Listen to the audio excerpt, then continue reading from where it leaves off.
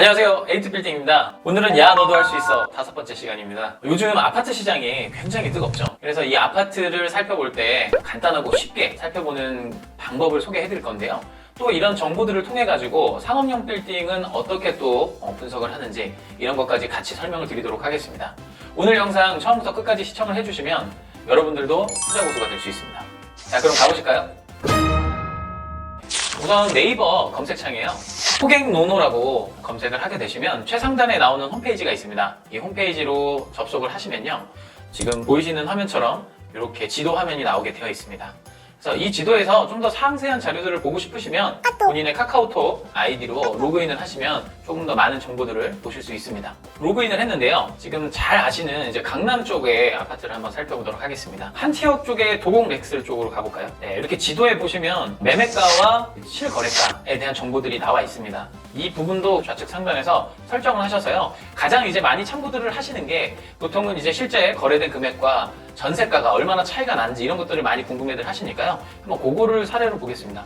여기 보시면 전세가율이 있는데요, 전세가율을 누르게 되면 매매가 대비했을 때 40평이 27억에 거래가 되었는데 전세가율이 57%밖에 되질 않습니다. 굉장히 차이가 많죠, 매매가 전세가가. 또 실질적인 이 갭 가격을 보기 위해서는 그 바로 위에 있는 이제 갭 가격을 체크를 해서 필터를 하시면 매매가와 전세가가 12억 정도가 차이가 난다고 이렇게 나오네요. 기본적인 정보들을 지도에서 표시해서 보실 수가 있습니다. 다음은 지도에서 우측 상단을 보시면요, 여러 가지 이제 버튼들이 이렇게 나와 있는데요, 이 중에서 이제 규제라고 되어 있는 부분을 클릭을 하게 되면 이렇게 설명이 나옵니다.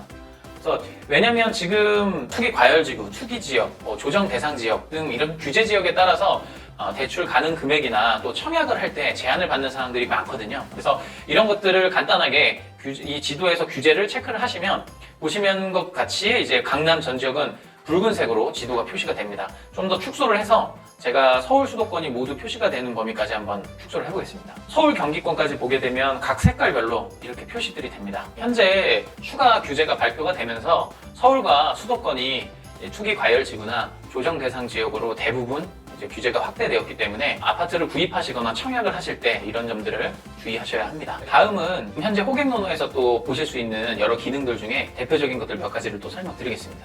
왼쪽 하단에 보시면 이렇게 여러 가지 이제 필터가 있는데요, 이것들 하나씩 중요한 것들만 위주로 좀 먼저 살펴보겠습니다.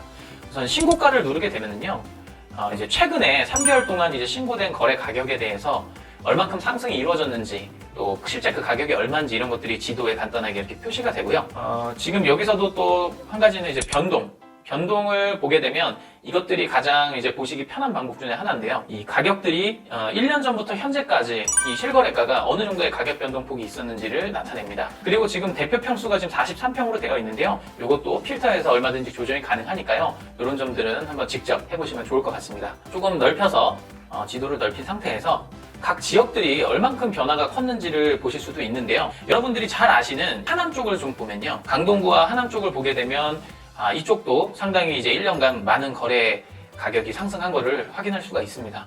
그래서 다음 필터로 넘어가면요, 인구입니다. 인구 같은 경우는 이제 전출입이 되는 것들을 가지고 여기서 지도에 표시가 되는데요, 가장 눈에 띄는 것들은 보시면은 강남구, 송파구, 서초구는 지난 1년간 이동이 그렇게 많지 않았습니다. 네, 강동구나 하남시, 그리고 여러분들이 요즘 또 뉴스에서 많이 보셨을 인천 쪽 같은 경우에는 상당히 많은 인구 이동이 있었는데요, 아무래도 인천 같은 곳들은 이제 신규 분양이나 청약 지역이기 때문에 새로 입주하시는 분들이 많아서 그렇지 않았을까라는 예상도 되고요. 그 밖에 이제 강동구나 하남 같은 경우도 새로운 아파트나 이제 재건축이 돼서 입주를 한창 하고 있었던 아파트들이 있기 때문에 그런 영향이 있지 않나 싶습니다. 네, 그럼 이어서 공급 탭을 눌러보시면요, 이제 현재부터 1년 후, 2년 후, 3년 후 이 미래에 어느 정도의 공급이 예정되어 있는지를 나타냅니다. 이것도 지도를 축소해서 보시면요, 수도권뿐만이 아니고 지방까지도 공급이 예정되어 있는 지역들이나 그 세대수를 알 수가 있습니다. 실질적으로 세대로 표시를 해서 보실 수도 있고요, 아니면은 단지로 표시를 해서 보실 수도 있습니다. 다음은 이제 출근 시간에 대해서 조금 이것도 중요한 부분이기 때문에 살짝 살펴보면요, 해당 출근 지역을 여기서 설정을 하게 되시면 각 색깔별로 소요 시간이 나옵니다. 그래서 아무래도 1시간 이내에 붙어있는 수도권 같은 경우는 그만큼 강남으로의 접근성이 뛰어나기 때문에 또 집값에 상당히 영향을 주기도 하죠. 그래서 그런 부분들을 조금 체크해 보실 필요가 있습니다. 그리고 다음은 이제 거래량인데요. 거래량 같은 경우는 각 지역들에 이제 그동안 거래된 것들을 가지고 전년 대비 얼마나 거래가 됐는지를 보실 수가 있습니다. 다음은 이제 특히 이 도곡동 같은 경우는 강남에서도 알아주는 이제 학군 중에 하나거든요. 그래서 이게 학원가를 누르시면 주변에 어떤 학원들이 어디에 밀집이 되어 있는지가 지역별로 표시가 됩니다. 강남 지역으로 와서 보게 되면요. 해당 블록에 뭐 학원이 10개가 있다 이렇게 표시가 되기도 하고요. 그래서 이런 것들을 조금 참고 삼아 보실 수가 있습니다. 이제 그 밖에도 개발 호재나 분위지도 그리고 외지인 비율 같은 것들을 좀 살펴보실 수 있는데요.